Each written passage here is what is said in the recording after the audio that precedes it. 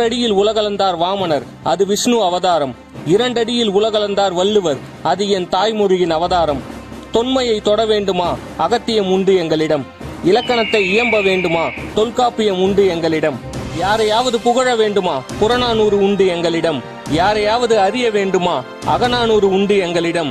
காலில் அணியும் சிலம்பிற்கும் உண்டு சிலப்பதிகாரம், கழுத்தில் அணியும் மணிக்கும் உண்டு மணிமேகலை. காதில் அணியும் குண்டலமா, எடுத்துக் கொள்ளுங்கள் குண்டலகேசியை. கையில் அணியும் வளையலா, வளைத்து படியுங்கள் வளையாபதியை. குறுந்தொகையில் குறுக்கிட முடியுமோ, ஐவகை நிலங்களை எங்கள் மொழியை காட்டிலும் விளக்கிட முடியுமோ? என்ன இல்லை இம்மொழியில், எளிதல்ல எல்லாவற்றையும் எடுத்து எம்புவது. அகத்தியன் தொட்டிலிட்டு, தொல்காப்பியன் தாலாட்டி, கம்பன் சீராட்டி, மூவேந்தர் பாராட்டி, வருடங்கள் பலாயிரம் கடந்தாலும் என்றும் மொழிகளுக்கெல்லாம் தாயாக விளங்கும் உயர்தனி செம்மொழி, அதுவே எம்மொழி, என் தாய்மொழி தமிழ்.